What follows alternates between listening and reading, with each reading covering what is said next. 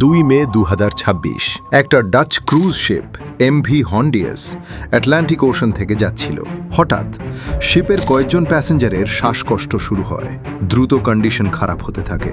6 May WHO confirm করে এটা Andreas হান্টিভাইরাস। এখনো পর্যন্ত 11টা কনফার্মড কেস, 3 জনের মৃত্যু হয়েছে। 12টা দেশে ছড়িয়ে পড়েছে আক্রান্তরা। আর সিডিসি এটাকে লেভেল 3 ইমার্জেন্সি বলে ডিক্লেয়ার করেছে। তাহলে এই হান্টিভাইরাস জিনিসটা ঠিক কি? হান্টিভাইরাস হলো একটা রোডেন্ট বোর্ন ভাইরাস, মানে ইঁদুরের মাধ্যমে ছড়ায়। ইঁদুরের মল, মূত্র বা লালা থেকে এই ভাইরাস মানুষের শরীরে ঢোকে।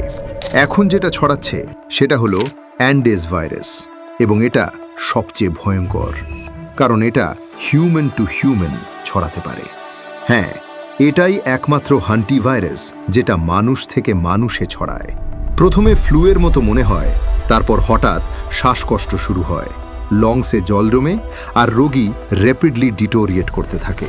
কোনো স্পেসিফিক ট্রিটমেন্ট বা ভ্যাকসিন এখনও নেই, শুধু early supportive care, ECMO machine, এটাই একমাত্র ভরসা। ইসিএমও দিলে সার্ভাইভাল রেট প্রায় 80% পর্যন্ত বাড়ে। কিভাবে নিজেকে রক্ষা করবেন?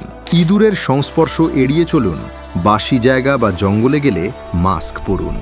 কোনো অসুস্থ ব্যক্তির খুব কাছে দীর্ঘ সময় থাকবেন না। হঠাৎ জ্বর আর শ্বাসকষ্ট একসাথে হলে দ্রুত ডক্টর দেখান। হান্টিভাইরাস এখনই প্যান্ডেমিক নয়, কিন্তু এটা একটা ওয়ার্নিং। প্রকৃতি আমাদের বারবার সতর্ক করছে।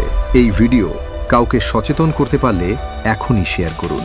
আর এরকম ইম্পর্ট্যান্ট সায়েন্স আর হেলথ আপডেট পেতে আমাদের সাবস্ক্রাইব করুন।